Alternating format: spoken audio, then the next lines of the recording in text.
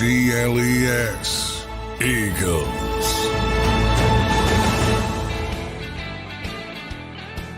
Welcome in, everybody. A good Tuesday morning to you, coming live here in the morning, previewing Eagles Day 5 of on-field work of training camp. Sorry, I got a little toothpaste, it looks like. Just brushed my teeth. Sorry about that. Coming to you live, Day 5 today. We'll have John McMullen coming up shortly. He's going to join us in the car again, so he's on his way down to the NovaCare complex.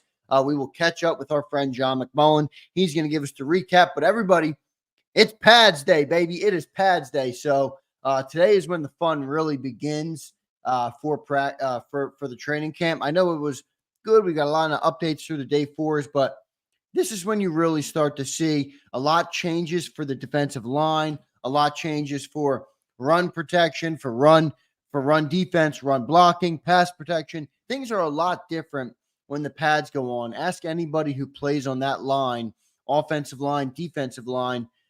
When the pads are on, it's a different story on how you have to prepare to get hit and to get by people and to block people and all those things. So it should be a great day today. We have a good schedule today of shows for everybody just checking in and for looking for content all day on our Philadelphia Eagles. I will give you that rundown now. So right now, from 8 to around 9 a.m., I'll talk to you guys in the back half of the show in the chat. From 8 to 9 a.m., we'll be doing a preview. I'll have John McMullen joining me, hopefully around 8:15, so about 10 minutes or so. Johnny Mack will join me from the car. We'll go to 9 a.m. 9:40 this morning, Michael Clay, special teams coordinator for the Philadelphia Eagles, will talk to the media. 10 a.m., practice for the Philadelphia Eagles begins, and the pads will start popping. So that is the morning schedule for the Birds. And then at 12:30 this afternoon, 12:30, I will be live again for a practice recap again. It'll be just me. Won't be Johnny Mack, just me. I'll talk to John. I'll see what's going on down at practice. We will recap the pad pop in first practice at 12:30. So make sure you guys are there. It's not 12. Yesterday it was 12. It's 12:30 today. I have something going on here in the studio at the JAKIB Sports studios where somebody is going to be in the studio till noon. So 12:30, I'll be going live to recap the practice. 2 p.m. to 6 p.m., National Football Show with Dan Cilio. And then a special nighttime edition of Birds 365 is back from 6 to 8 p.m. Tonight. So 6 to 8 p.m. tonight, Johnny Mack and John will be down at NovaCare all day today, taking in the first day of pads, everybody. So we will do that tonight, 6 to 8 p.m. So a great schedule planned. I want to welcome everybody in this morning. James Carver, I see you, my brother. Mike Fittery, Terrence Taylor, Crowley, Big Costello, Bruce Banner, BMO, Eduardo. What's up, Eduardo? Twiz the Jig is in here. Coach Corey's in here. Appreciate everybody being in here, man. James Vanover and Christopher Baker, my man Christopher Baker. So appreciate all you guys being here. Definitely going to have some chat with you guys on what you're thinking about as we head into Pads Day here at the back end of this hour. Talking to John McMullen shortly. And then, as I mentioned, Michael Clay will speak today. So it'll be interesting to see what Michael Clay has to say. Remember, there's a lot new on the special teams this year with the new kickoff rules, or there's no onside kicks before the fourth quarter, and there's whole different setup. And, you know, it actually, I think the way the NFL did it is it's going to have a bigger impact on the game this year. So it'll be interesting to see kind of what Michael Clay has to say about everything. And he speaks today, as I mentioned, at around 9:40 a.m. So we'll talk to him. I'll get Johnny Mack in here at 8:15 and see what he has to say. But a lot of positives coming out of practice so far. We've done the recaps all week long. I'll continue to recap it right now. I thought the most positive thing from yesterday was that Nolan Smith looked really good and that Jordan Davis looked really good. I even dove in some more. I sent some text around to some of our buddies who were down there. Even Andrew DeCecco put out, boy, what a good day it was for Nolan Smith, who not only was he looking explosive, but he looks the part. He was bigger, stronger, faster, getting around the edge. He terrorized Fred Johnson, who was in there at right tackle yesterday for Lane Johnson, who was out with a toe. Crawley says, who is Fred Johnson? Fred Johnson's a backup tackle on this team.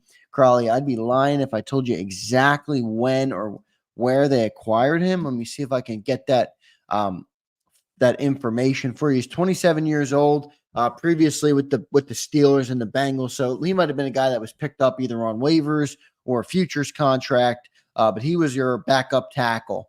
And he's been here this isn't his first year here in Philly. So Lane Johnson was out yesterday with the toe, and Fred Johnson was in there. So Nolan Smith was just destroying him. And I know it's a backup. You want to see him do it against, against Lane and Mailata.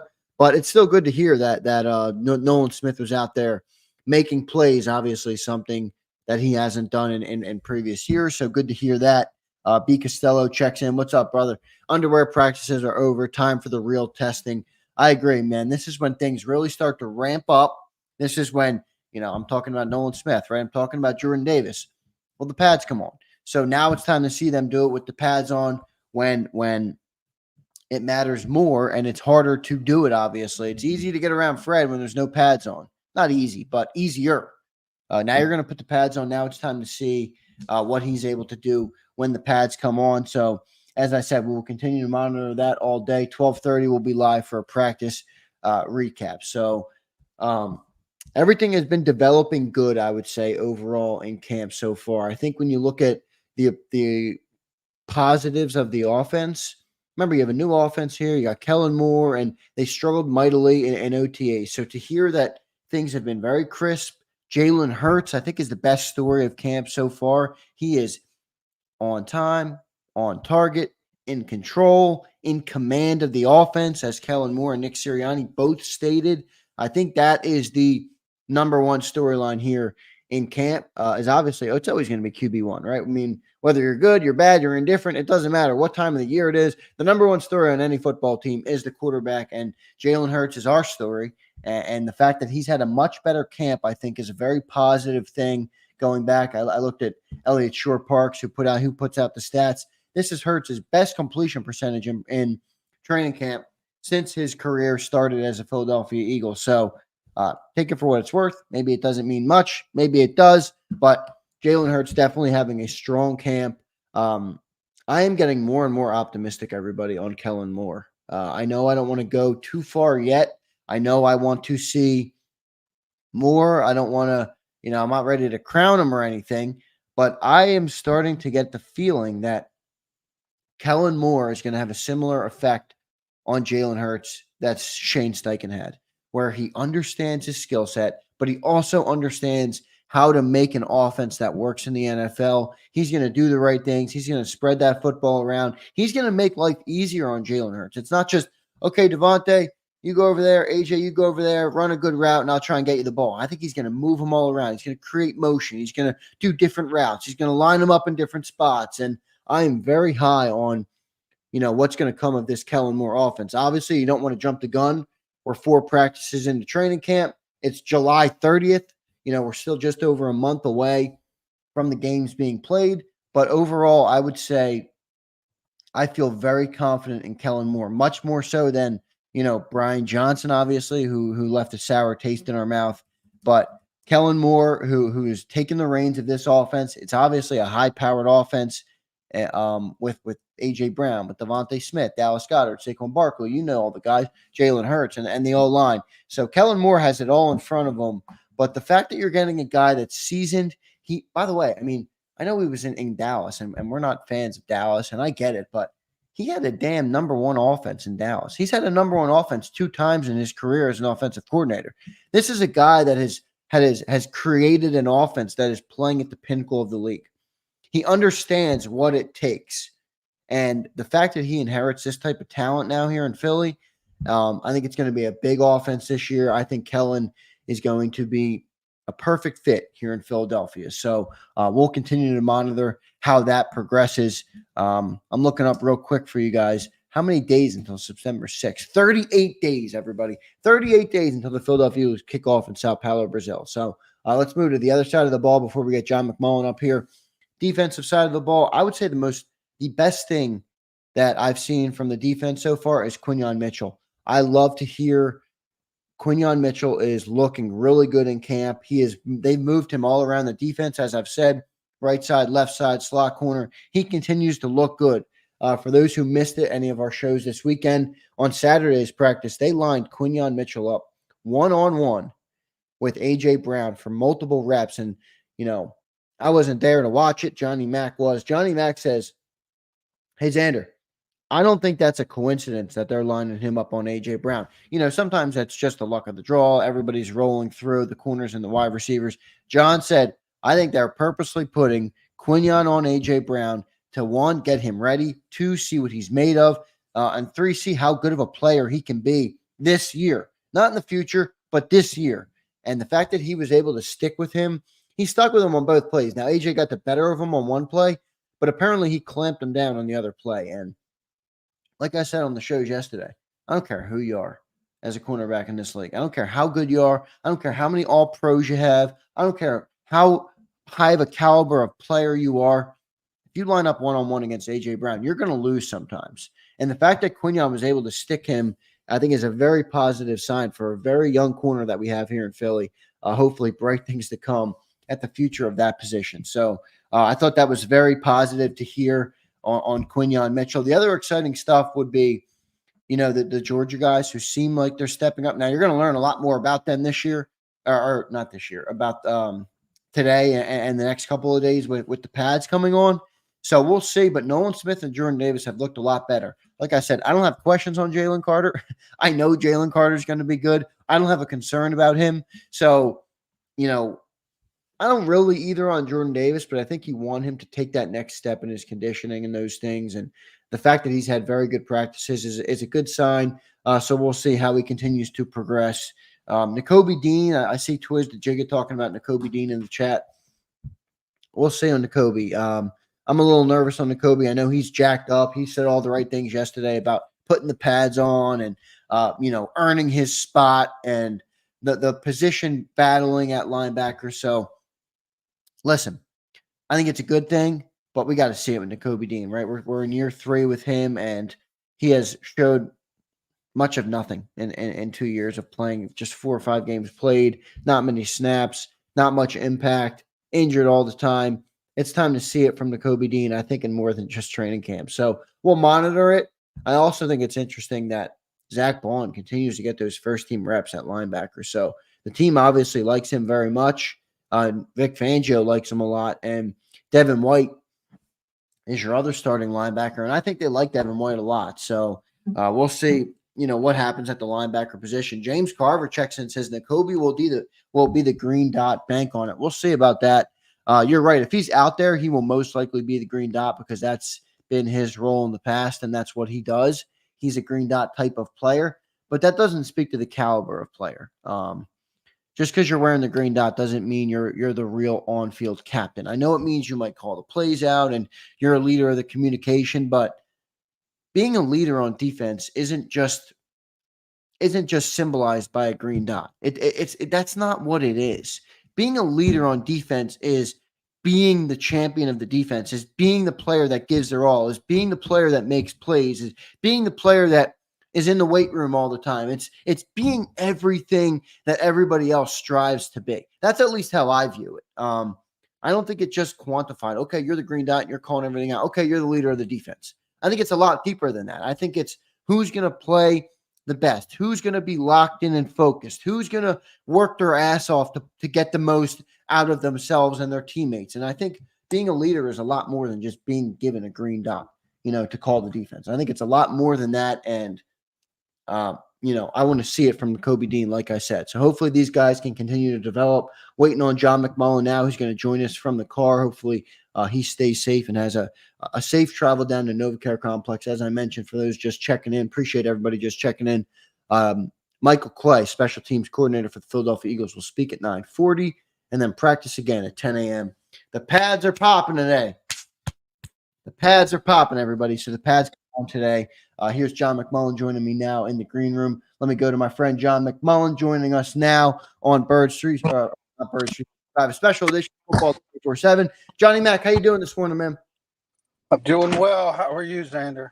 I'm good, man. Hope everything went well for you last night. I know you were down at the Phillies game for them getting absolutely trounced, but we won't spend too much time on that. But anyway, did you have a good time last night, Johnny Mac? Yeah. I shouldn't say. It's fun to see Aaron Judge. That's all. Yeah, it is. Yeah. And, yeah, no doubt about it. He had a big game, obviously. He put on a show. Yes, he did. Yeah. So you got your money's worth from that perspective as a baseball fan. He definitely put on a show, but the Phillies got absolutely destroyed. But anyway, we'll move on from that. John, it's first day of pads today, man. Everybody is jacked up for this team to get the pads on. Before I ask you about specific players, what changed? I mean, you've been covering training camps for a lot of years. What changes when the pads come on? Kind of walk us through why it's so different, why it's so significant, and what it means when a camp goes from shirts and shorts to the pads, and how much it changes, and really who it impacts the most.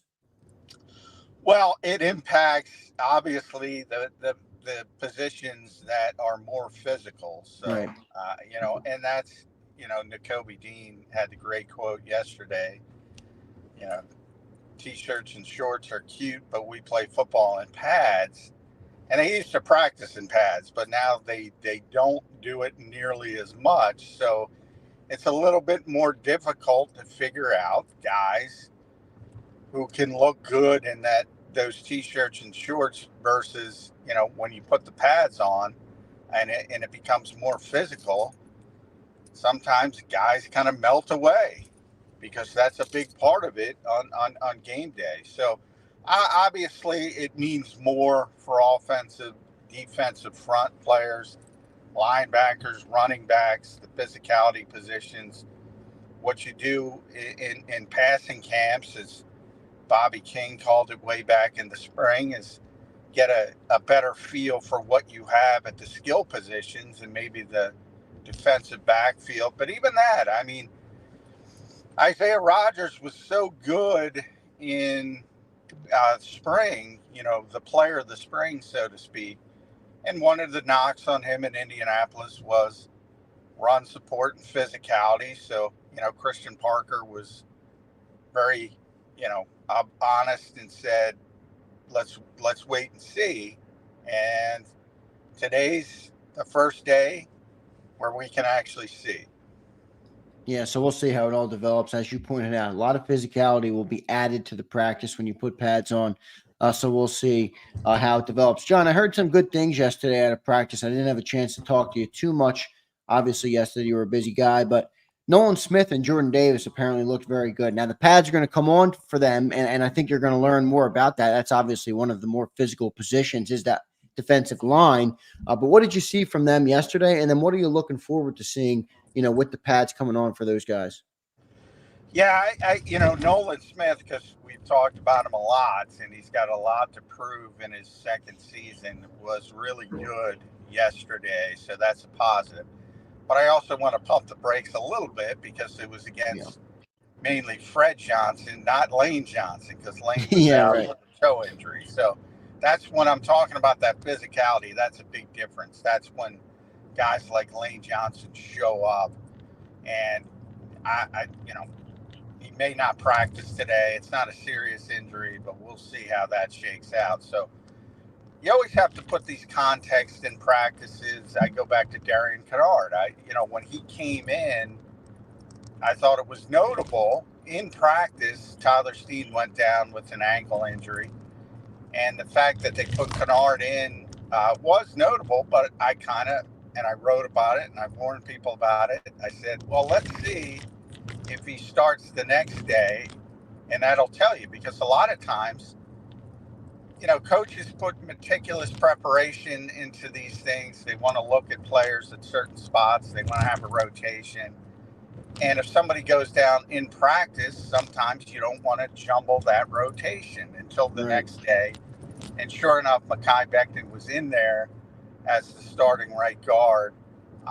So that's kind of a perfect example of why you have to look at the context in practice and what's going on and all that kind of stuff. But yeah, Nolan looked very good, and that's a positive. And Jordan Davis's look, he's a good player. The only thing with Jordan Davis is how many snaps can you play at a high level in the conditioning aspect? And the Eagles have been very focused on that as a team-wide thing, but it's really about those two guys, Jordan Davis and Jalen Carter, because they want them in shape and they want them to play a lot.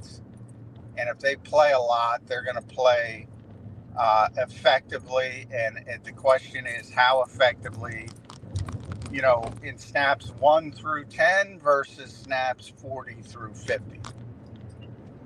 Yeah, we'll see how it continues to develop here. John, I want to give the injury update here for everybody who didn't catch anything yesterday.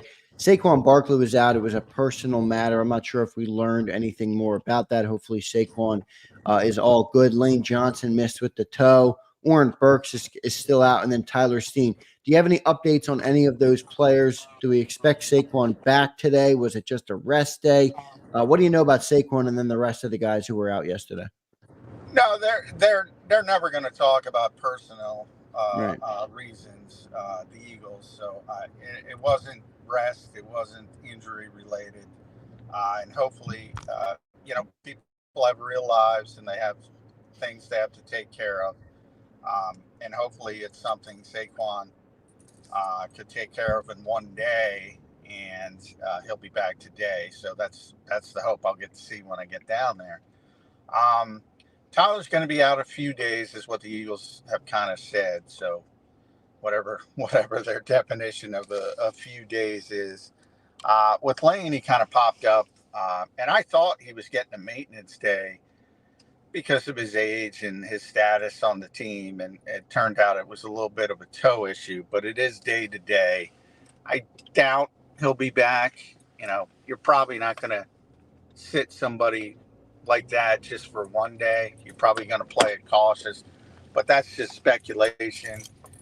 And yeah, Oren Burks, it's difficult. He got hurt in the first practice, and they've been rotating linebackers like crazy, and he probably would have been in that mix. Not probably, definitely would have been in that mix and would have had an opportunity to sort of see some playing time, but obviously that's a bit of a setback for him. And somebody like Ben Van Sumeren's taken those extra reps, and it has pretty much done well with it. So that's probably hurt him a little bit. And Tyler Steen's the biggest one, because the more he's out, the more it gives Mekhi Becton a chance to just seize that position.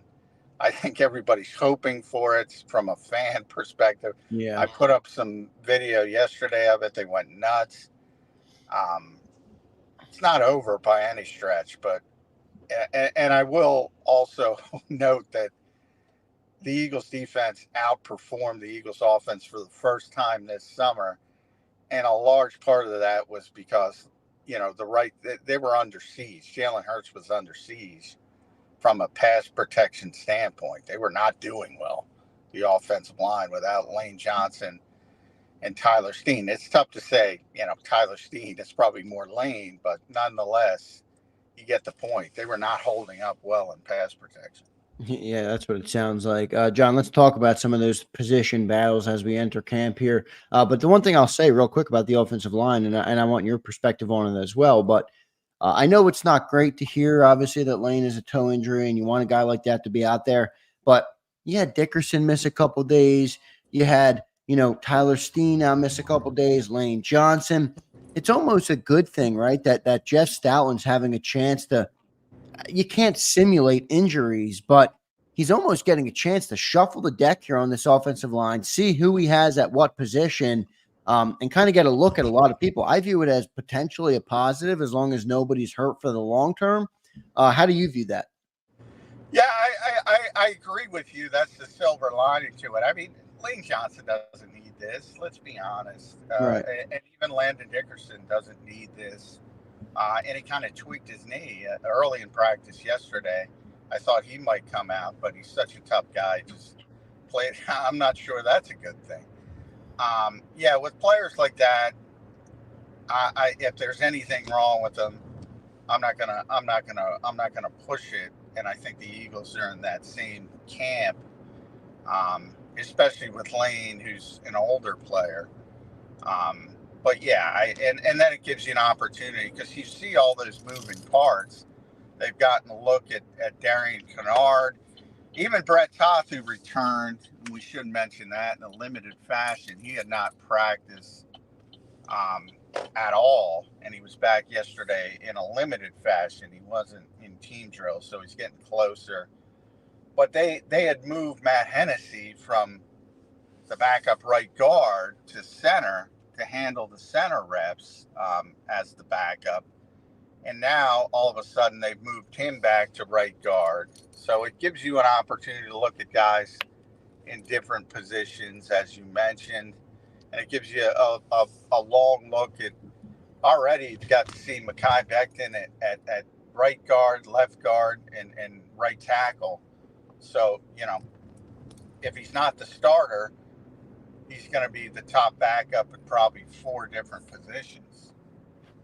Crazy versatility for Mekhi Becton, as he's trained all over the line this entire offseason, which has been interesting to see. But just more comments, John, on the Tyler Steen thing. I don't want to talk about the injury, but listen, when you're a guy that hasn't earned your spot yet, this is a tough injury for him. I mean, he's missing valuable time here. And as you mentioned, it just opens the door a little bit wider for Mekhi Becton.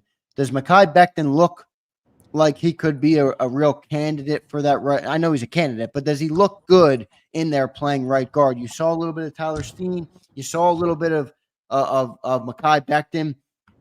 They're both playing in a way out of position. They're both tackles their entire career trying to play guard. Who looks more comfortable? Who looks better in your opinion? I know it's a smaller sample size with no pads, but what have you seen from those two guys, and who would you give the edge to right now?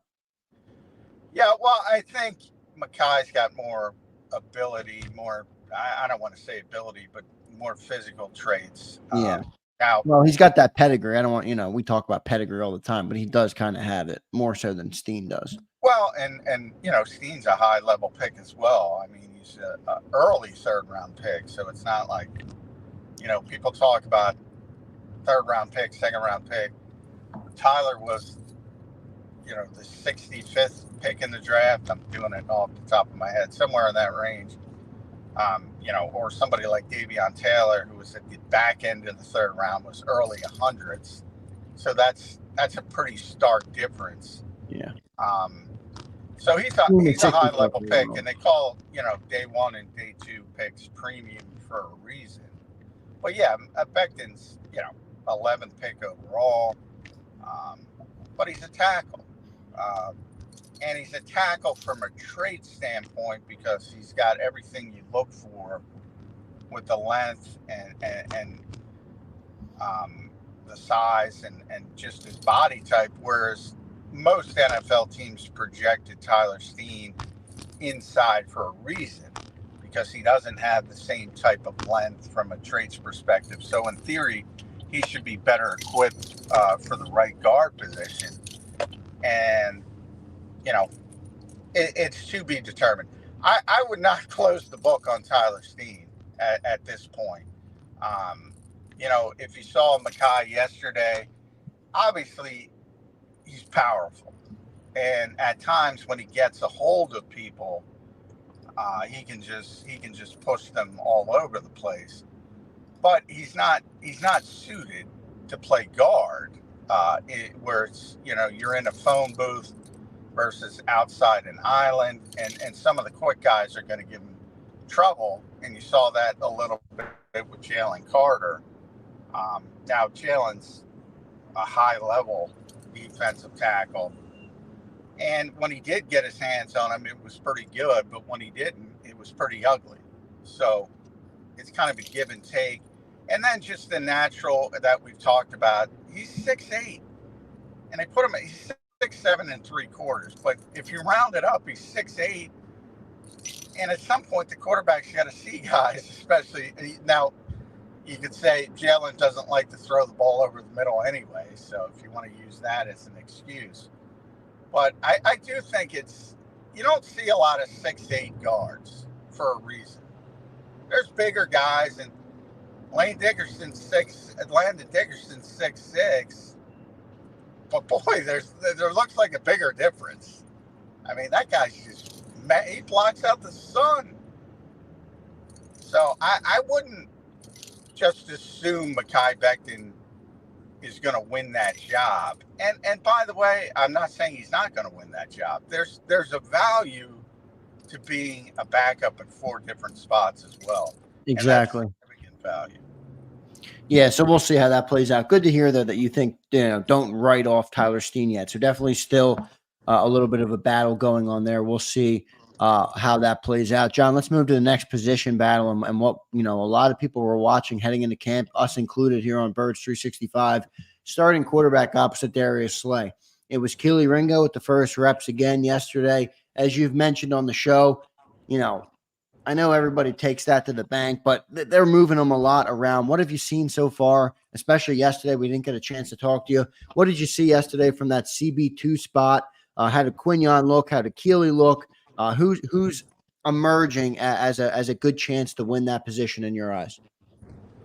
Well, I think the most notable thing yesterday was for the first time, Quinyon Mitchell took the first rep at first team slot.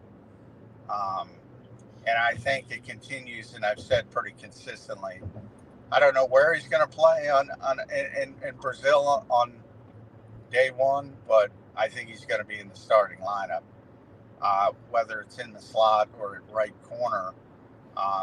So I think that's the most notable part. And then if you assume Quinyon is now going to be the starting slot, I would say Ringo has a slight advantage to be the right corner. But you have to see the pads come on. Now, in theory, he's going to be the more physical player, so it should help him against Isaiah Rodgers in theory. But you have to see it on the field. And they both perform pretty well. And by the way, everybody does make a big deal out of it, and it was the 3rd straight day that Ringo was the starter in team drills. Then when they go to 7-on-7s, Rodgers is the starter. So Vic is just rotating people all over the place, and especially with Quinyon Mitchell. But I don't think any of us saw Quinyon in that conversation to be the starting slot. And part of that has to do with Cooper DeJean's injury as well. So there's a lot of moving parts going on in the cornerback in the quarterback room, and that's part of the reason why probably the Eagles have like an 85% completion percentage through 4 days of practice. Yeah, so we'll see how that continues to develop. But you're right. I mean, boy, they're moving a lot around. And I do think the Cooper DeJean injury is significant for these other guys who are, if Cooper's out there, John, do we see Quinyon in the slot? Do they go to that route? You know what I mean? Like, I don't know if we would have seen some of these looks if Cooper DeJean was out there. You take away one body, and now all of a sudden the other guys are moving around a lot more. How bad is this for Cooper DeJean? Not in the long term, but I mean playing on this team this year. Like, this is where Vic really seems to be throwing a lot of looks at these guys. Cooper DeJean, who's a first-year player, is not out there. He's going to start behind the 8 ball. How much of an impact will it be on him, and are his chances of being a starter on this roster dwindling as quick as they seem to be, in my opinion? Well, for week 1, yes, but long term, no. He's out there. It's not a serious injury. He's going to be back. One of the things people love about him is he's a high IQ player, so he's out there taking mental reps. That's probably the most important part anyway for a rookie to understand, especially this particular defense.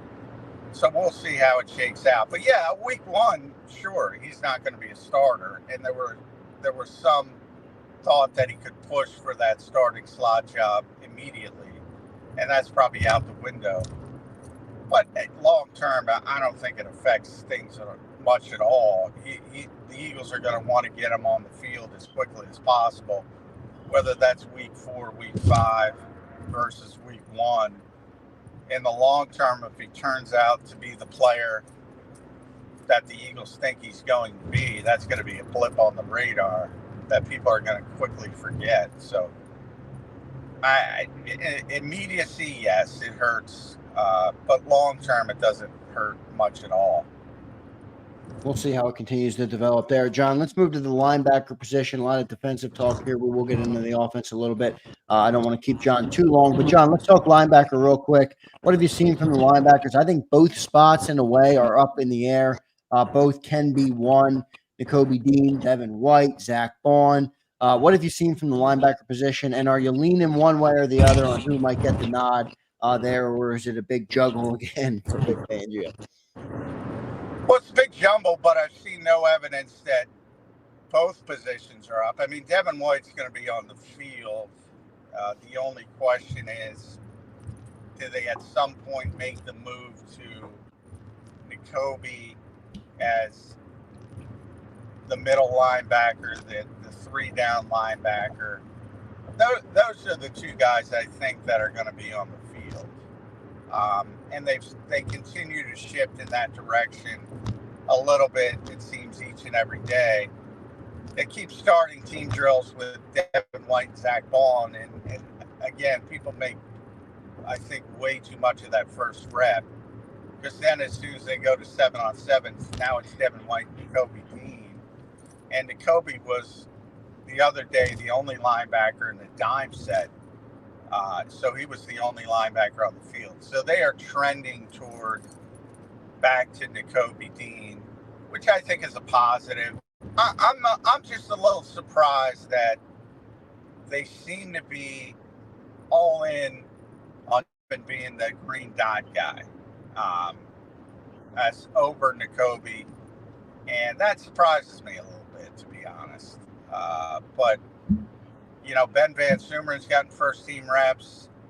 Mac obviously has gotten first team reps. Jeremiah Trotter Jr. even has gotten some first team reps. And as I said, Oren Burke certainly would have if he didn't get hurt.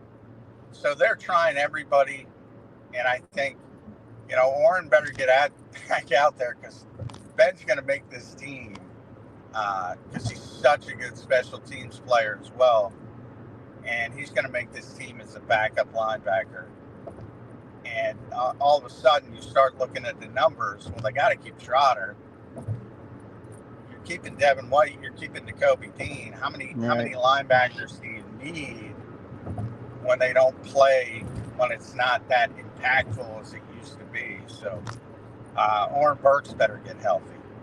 Yeah, you never want to see someone get cut for an injury, but that's part of the game.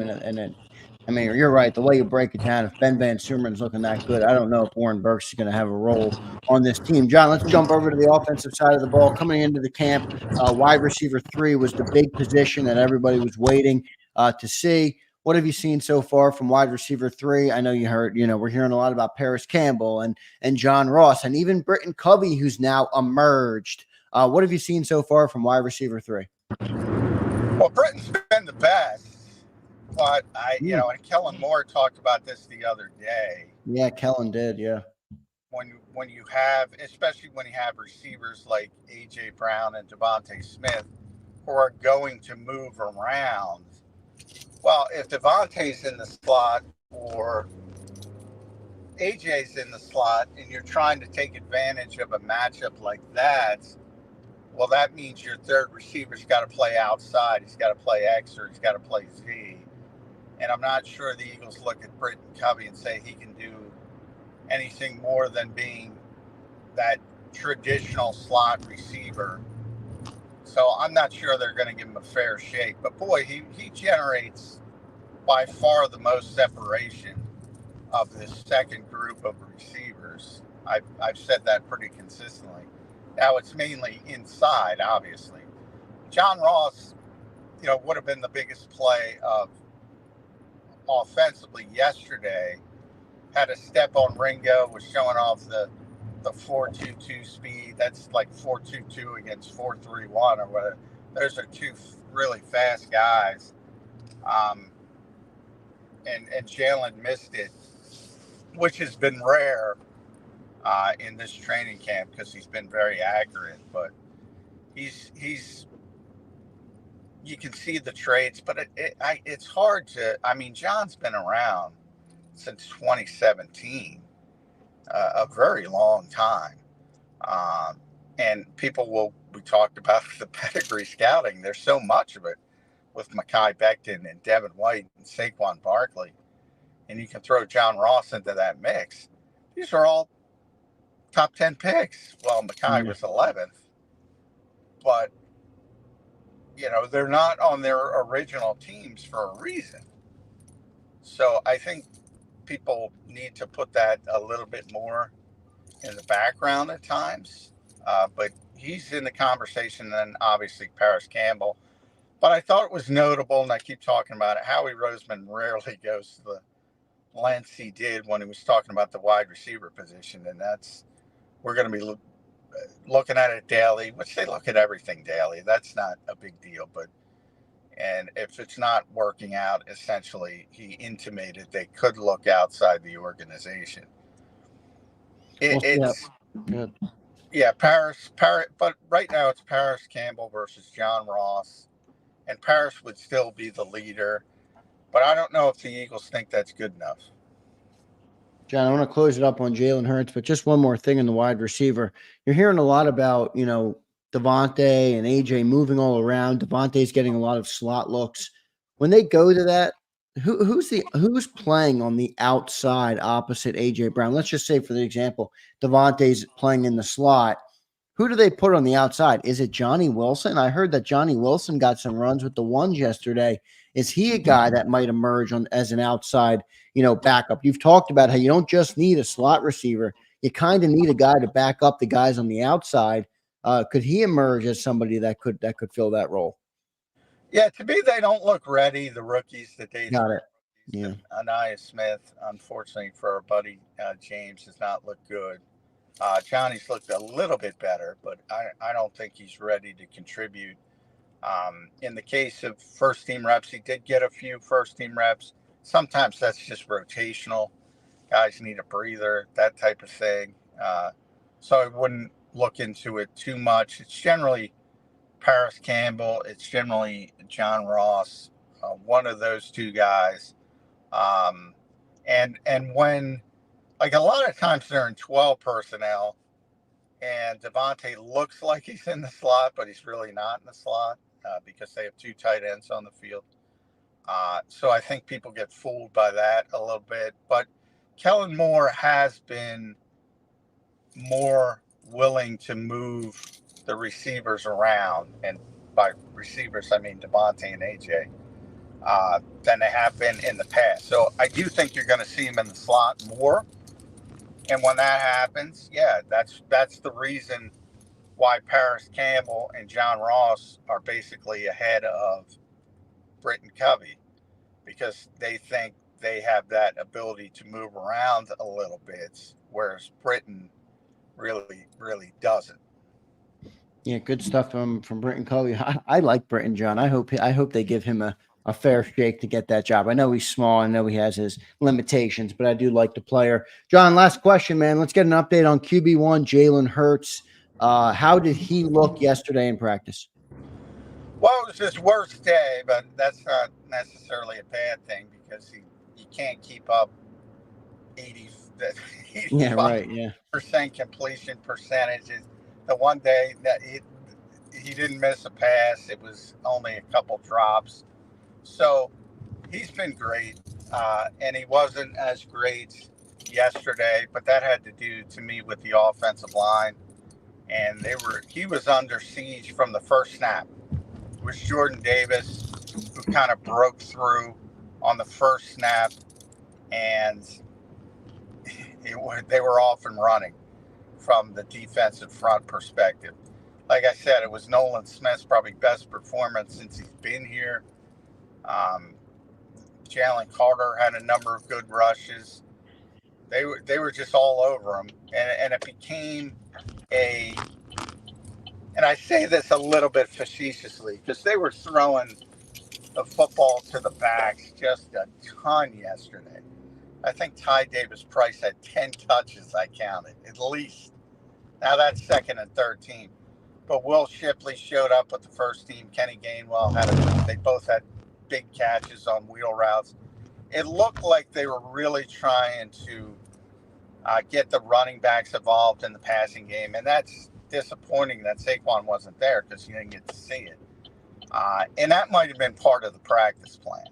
So, they might have came in saying, all right, we're going to work on this.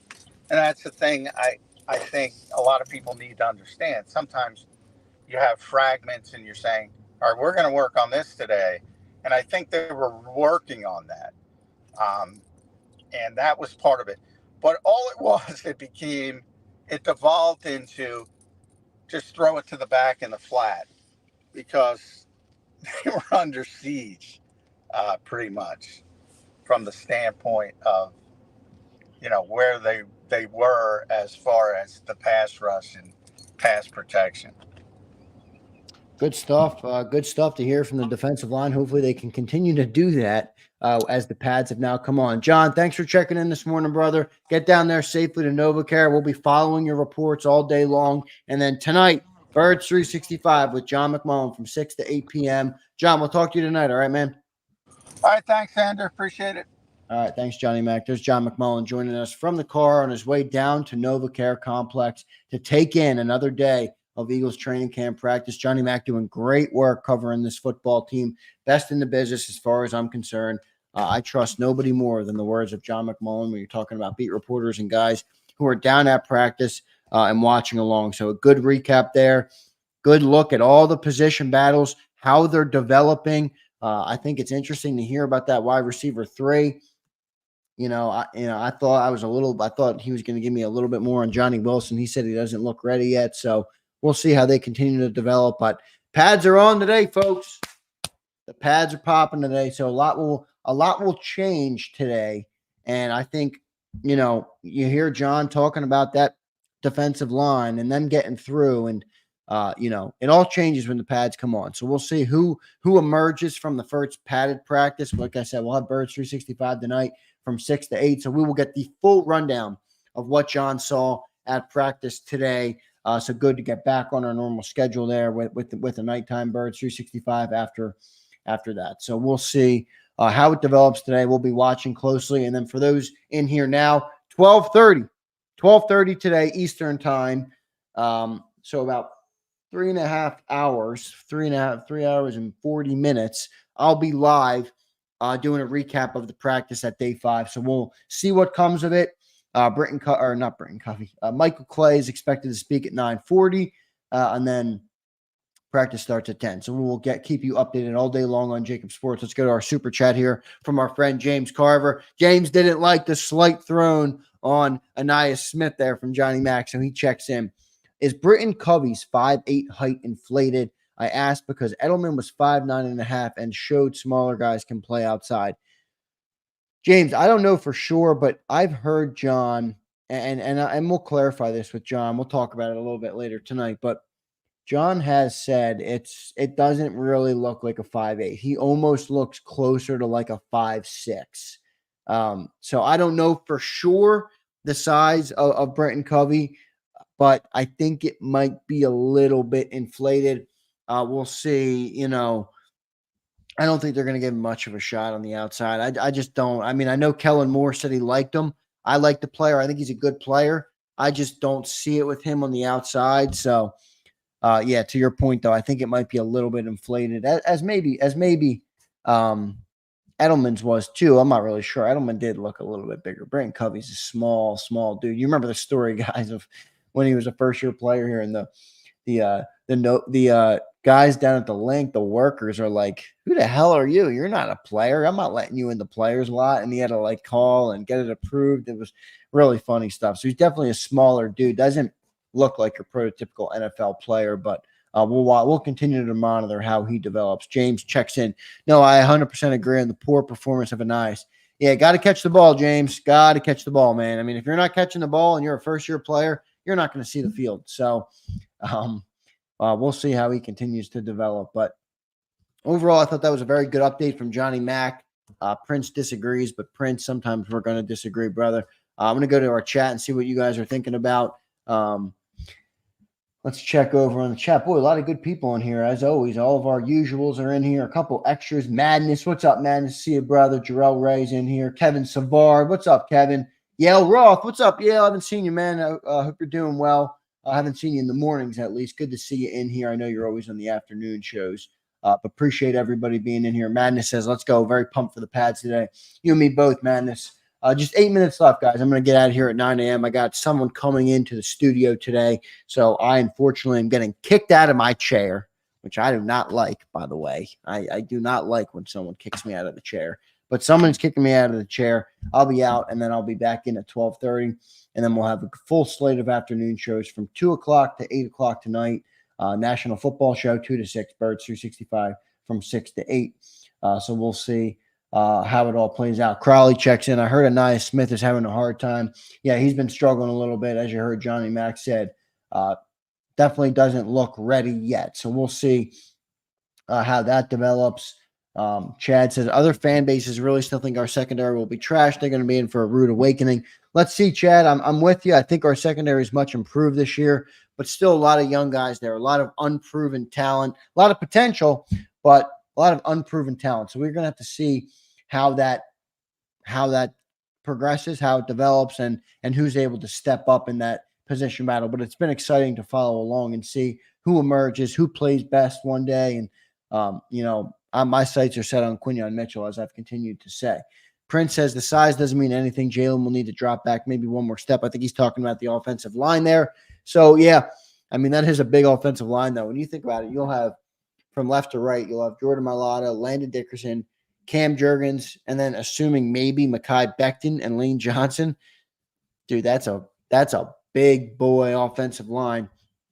Saquon Barkley is going to be eating good with that type of offensive line. So we'll see how it all continues to develop. Cali Baby checks in. What up, Cali Baby?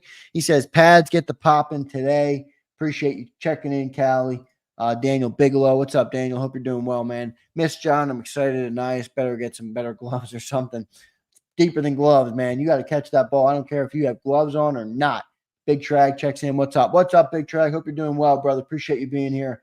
Make sure you guys drop a like on the show. It helps me grow, helps the channel grow, and we appreciate your support as always. Where's Kevin Savard? I saw Kevin Savard. Try catching his ass when he returns the ball. Covey leaves people looking stupid. Yeah, and you just heard John talk about the separation he's creating.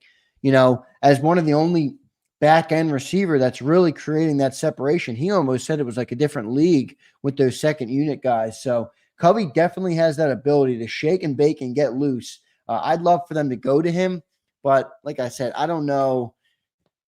I don't know if they're gonna. I don't know if the size is as big of a concern for them as it is for us.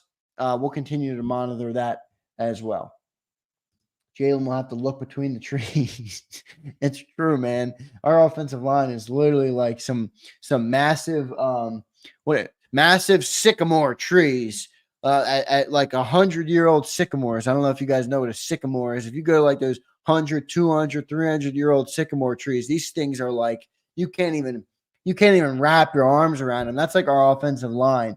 These are some big boys out there, so we'll see how it works out. But hopefully, the best man wins and the best offensive line wins. I do trust Jeff Stoutland to put us in the best position, and I think he will do that. Rashid Mixon says they can have packages for Covey. I agree. I think that's what they'll do. They'll probably, have packages for a bunch of these guys, and we'll see. But he is small, so hopefully he can